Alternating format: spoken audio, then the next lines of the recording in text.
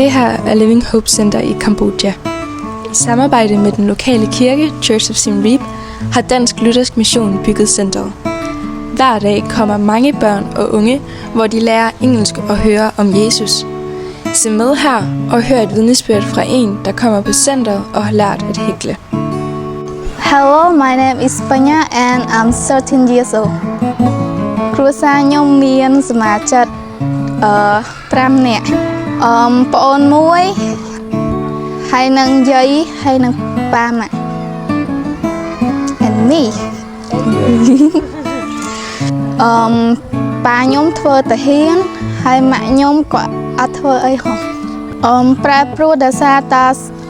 ពីមុនសាលានៅរៀងចិត្តជាងឥឡូវសាលាឆ្ងាយជាងហើយនៅនេះក្តៅជាងនៅនោះចឹងទៅពិបាកបន្តិចដោយសារតាដំបូងហ្នឹងចង់មករៀនធម្មតាដើម្បីឲ្យគេភាសាអង់គ្លេសឲ្យកាន់តែប្រកែដល់ពេលមករៀនយូរទៅឈរក៏បរៀនអង់គ្លេសទៅចាប់ផ្ដើមរៀនជាប់បរៀនកូរ៉េទៅរៀនជាប់បដ ដោយសារ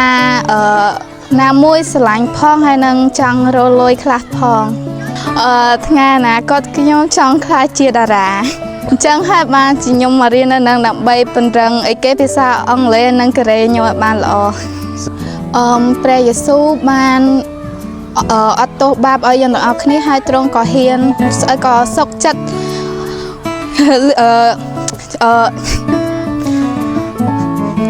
លុះបាបឲ្យពួកយើងហើយសកត់នៅលើឈើឆ្កាងហើយទ្រង់ស្រឡាញ់ពួកយើងទាំងអស់គ្នាចឹងហើយបានជាខ្ញុំសម្រាប់ចិត្តជឿព្រះយេស៊ូវ Thank you bye bye